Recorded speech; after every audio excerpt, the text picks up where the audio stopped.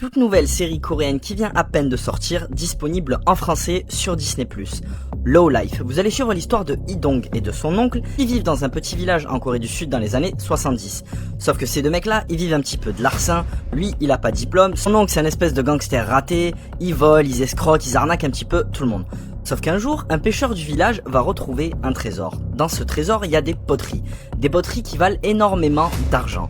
Tous les deux, forcément, ils vont s'y intéresser, ils vont louer un bateau, ils vont essayer de repêcher ces trésors pour les revendre, mais bien évidemment, la rumeur va vite faire le tour de la petite ville et tout le monde va vouloir s'en mêler et va vouloir sa part du gâteau. Des gangsters, une femme extrêmement puissante, etc. La série est magnifique, il y a 3 épisodes pour le moment, historiquement c'est super beau, c'est une espèce de reconstitution d'un village classique.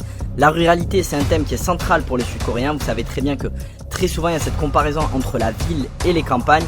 Le niveau de classe sociale, les gens qui ne sont pas instruits, etc. C'est un thème qui revient souvent et c'est au centre de la série Low Life. À côté de ça, vous avez de l'aventure, du thriller, des enquêtes, de l'action.